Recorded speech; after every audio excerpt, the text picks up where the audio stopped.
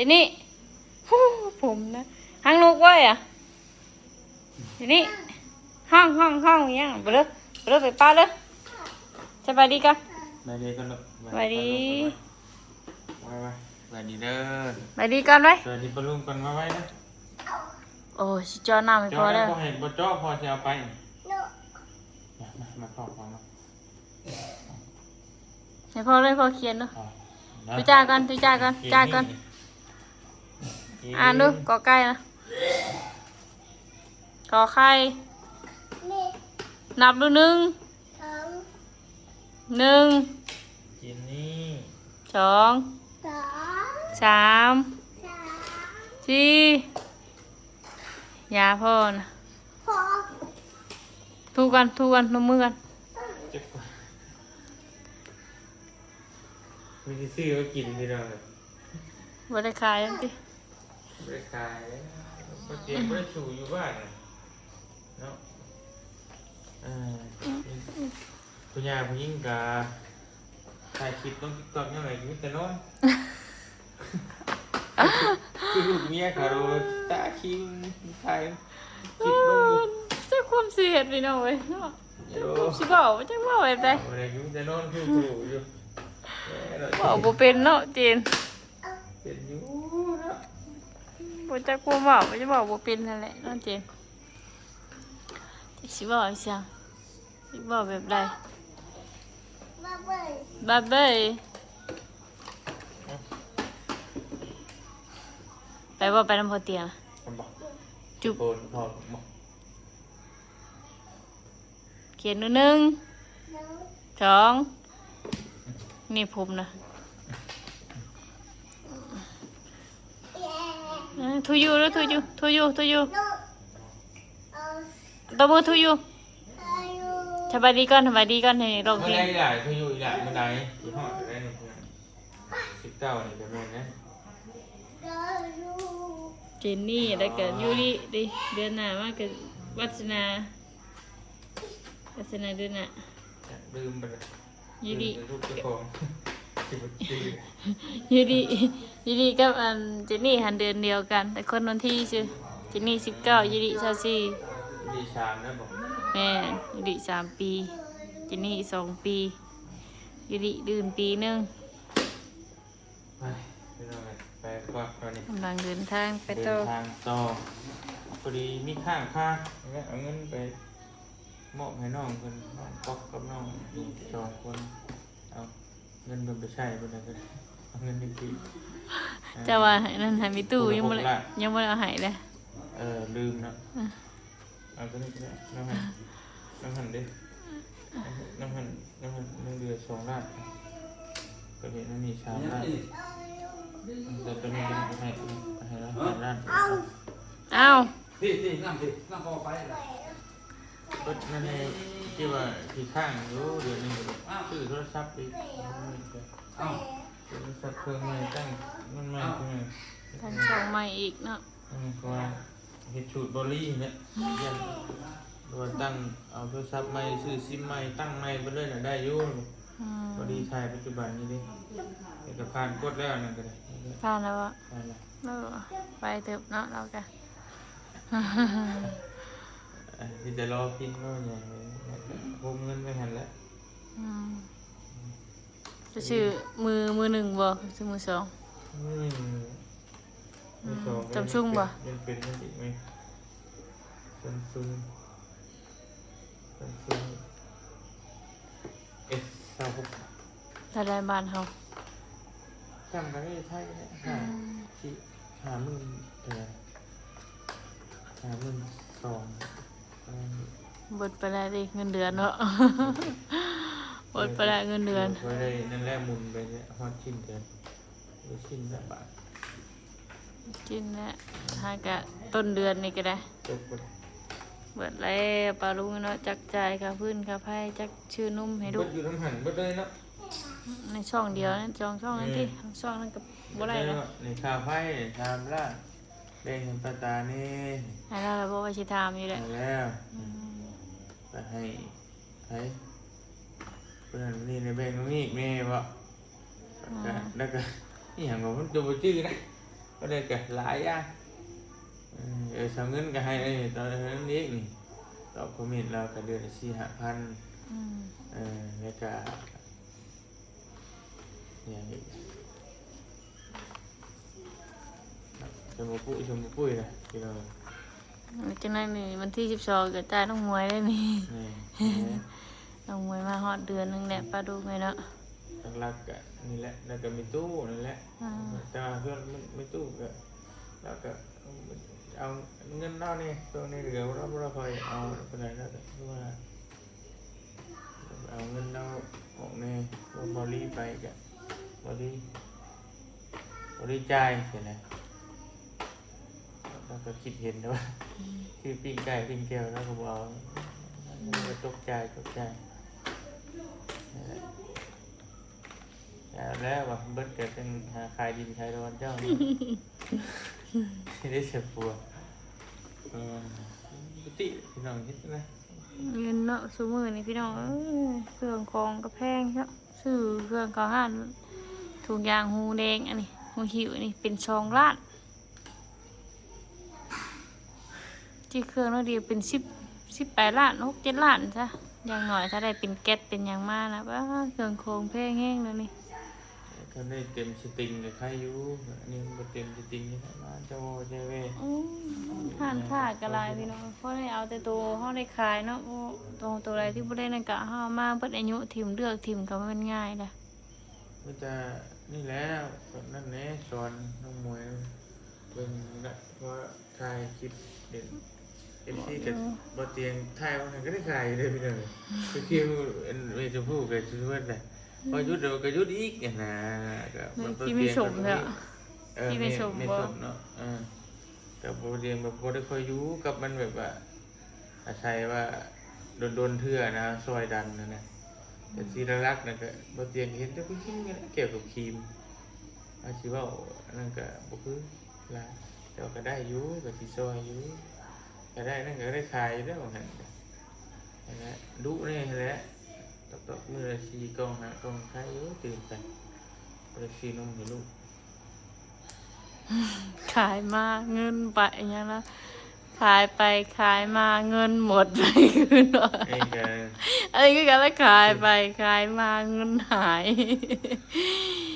ลงทุนเป็น10 ล้านบ่ตอนจะลงทุนตอนนั้นจะไปทางใดบ่พี่น้อยลงครีมเนาะเพราะว่าแล้วเฮาบ่ได้เก็บแยกเป็นจุเป็นจ้า เฮาบ่ได้แยกเด้รวมกันเบิดพ่อแม่สบายดีไหมบ่น่ะ ไว้ก็ บ่ยากได้ไว้ลูกอ่ะนมมือลูกสบายดีสวัสดีค่ะเด้อมีแต่โอยก็โบยแล้วเพิ่นน่ะขี่รถน่ะบ่ได้ไปน้ำพอกันเด้อเสิเด้อไปน้ำพอกันเด้อ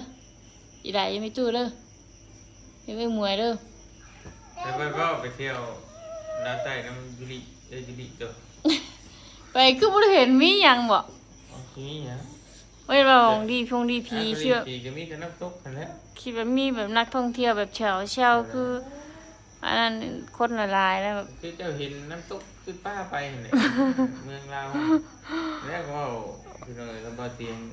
พาลูกพาเต้าไปจะข้าม บ่ ไทย เพราะว่าเฮาเคยไปแล้วนะบางอย่างนึงแต่ว่าหมองนี่ก็บ่ได้เคยไปดอกดีพีแต่ว่าพอเบิ่งกันที่ในคลิปในหยังดาวลงก็คือบ่ได้มีหยังอ่ะนะมีแต่เบิ่งน้ำซื่อ อันตราย ๆมันเป็นตาย่านเนาะคิดละทีเทื่อ บ่ อันเทื่อแบบพายุหยังเข้าอันเทื่อแบบย่านเทื่อปีนเทื่อหยังนะพี่น้องเนาะ ปีเลย นั่งเฮานั่งเทื่อนั่งไปเกาะบ่มันอยู่อีกฝั่งหนึงบ่มันนั่นแหละเห็นแล้วว่า ก็มีแต่ผู้ใหญ่ก็สิใช้เป็นนี่ หนาแบบน้ำบ่ไหล ไป เพิ่น เล็กน้อยนะพาไปชวนชักชวนยังไปต้องแต่งเลย ส่วนชัดก็บ่คักอยู่อันที่เฮาไปเนาะต้องไปย่ำแบบเดือน1เดือน2เนาะย่ำหนาวๆนะไปคือสิคักแบบนะไปมันบ่ฮอดนะไปเด้อฮอดเสียยังเลย ฟังเบิ้งแล้วเขาแล้วนั่นก็ได้เก็บเงินอีกก่อนพี่น้องเลย รถค่าบ่ พอดีแล้ว รถค่าจังบ่ นี่นะเขียนตู้ยิน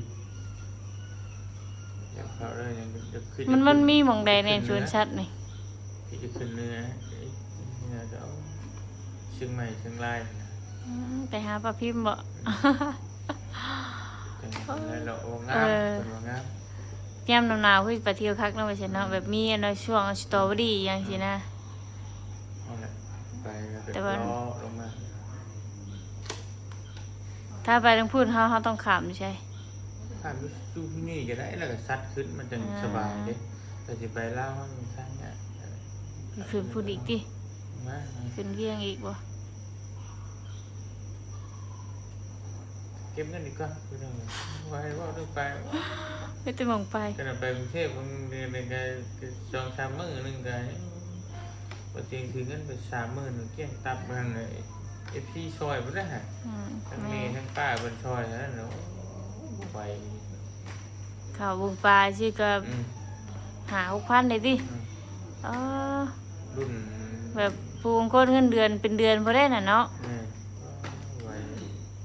จะโดนถึงปีนึง2 เทื่อซะยังบ่ได้เลยมันก็บ่ไหวไปรุ่น อืม น้ำหมูไก่นี่ก็ไปตลอดนะเพื่อนไงเด็กน้อยนะไปตลอด บายดีก่อน ใช่ เฮียนมาแชร์เวียกสบายดีปะลุงบ่สบายดีก่อนแม่ไปป้าใช่บ่สบายดีนี่ ป้าหานี่ไปป้าก่อนเด้อไปป้าก่อนเด้ออยู่ประตูเด้อไปกันเด้อนะประตูเพิ่นบ่ปิดอันเด้อไปเด้อ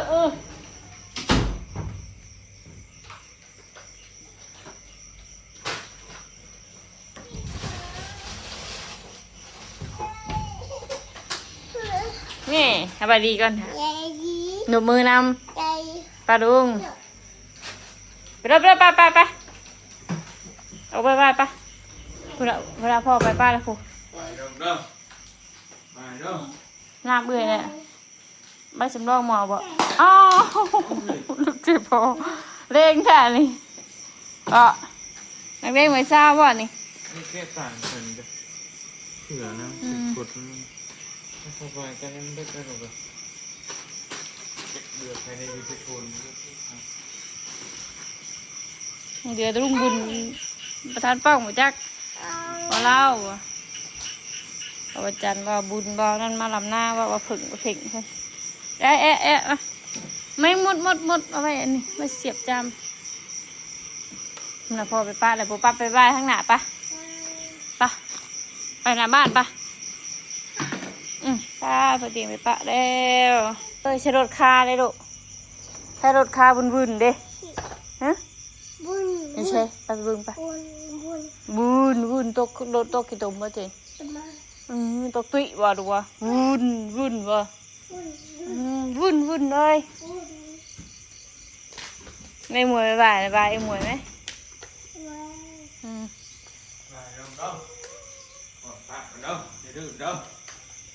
หนาบุดื้อเอาแพงพอกันพอไปป้าเลยผมน่างามแต่ เดี๋ยวเด้อไม่รักกันแล้วไหม รักกันรักก็พอกันรักก็พอกัน ไป ไม่ได้พอไปน้ำได้รักกันเกาะติดไม้ติดมือปลาลุงเอ้ยเป็นแต่หืนเอาเข้าหัวพ่อเสียก๊อกแล้วเจน คือกันยังไงไว้ พุ่งไงลูกพุ่งเจนนี่ คุยสินี่ โอ้ย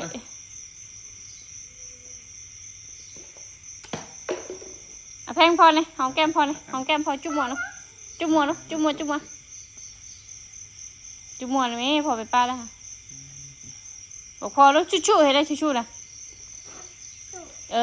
สู้เจอเอากระตุกคอหัวโอ้กัดพุงวันนี้กัดพุงเลยวันนี้หยุดอ้าว รักกันพอกันไหม ป้าไปป้า เจ๊เห็นแล้วได้จ้ะ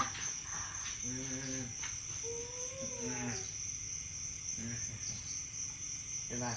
บ่ จะชวนพ่อว่าจะจับกล้องอีกพ่อว่ารู้ว่าเก่งแท้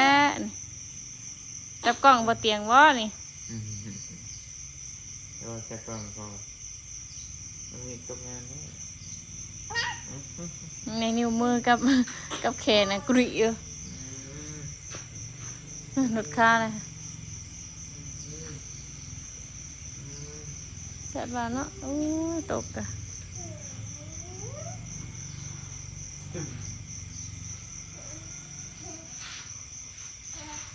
ไปป้าคนกัน มา ไปเด้อไปเด้อ อืม เจ็บ เยี่ยม ชิบ ชิบปั๊บมันชิบเลยพอไปเลยไปแล้ว ไปกันเด้อ โอเค เดินกันเด้อ โอ้ยให้เดินทางปลอดภัยให้พอเตียง ไปไปเด้อ นี่ไปไป เด้อ ไปขอในไปเอานอนกินนมไป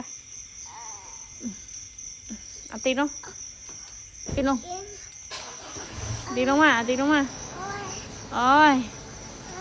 ตีลงมาเอ้ยเอาไปน้องพอไปข้างหน้าเลยบ่อัดไปเลยประตูนี่พอเตรียมไป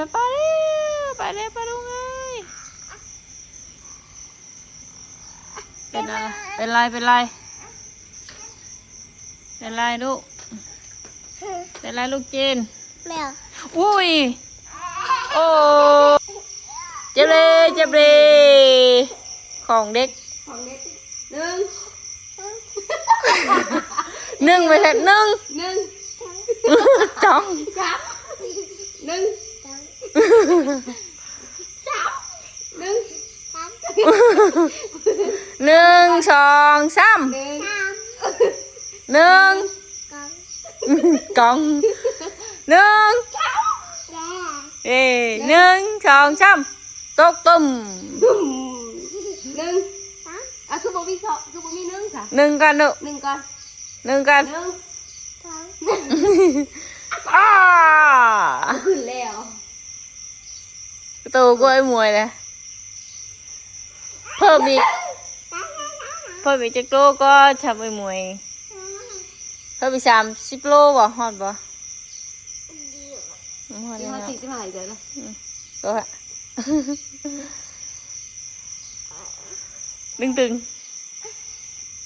ตึงจ๋าคือการเลิกเจนในข้างนู้นก็มองชิตกเลย วันนี้หนุก เฮ้ยไปเฮียนให้ไปชัดเช็ดมือเช็ดวันนี้เช็ดวันนี้เช็ดก่อน ไปอยากไปแล้วอ่ะ ไปสิเฮียนดื้อลูกอ๋อ มันกินเลย พ่อแม่มันคือห้องพ่อแม่กี่ก็คือห้องพ่อแม่ยังจะตีหาซะ จอก ของท้อง พี่ยัง พุง พี่ยังมา ผียังมาน่ะอุ้ย โอ้จิโบน่ะแม่เนี่ยคุณพี่ เจนลองดูพุงจับโจ้ตายได้นะ ไอ้จับบ่เหยียบ เฮ้ยอย่า เตะไปแล้วตบ ทิ้งขยะไปทิ้งขยะไป ไปทิ้งขยะมา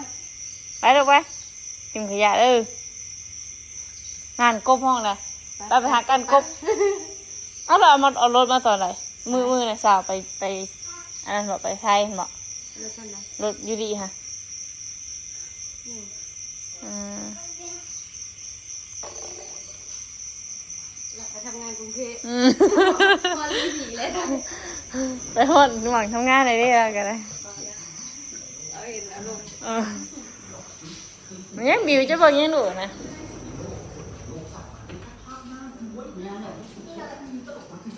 เจี๊ยแหนมเจี๊ยหอศพเลยป่ะอยากนอนมันจะคอยสิเงียบอยู่นี่มาเถอะลูกมาเลยสบายดีกันคือเห็ดยังชันคอน่ะมันขัดคอเลยนะไปนอนเบิ่ง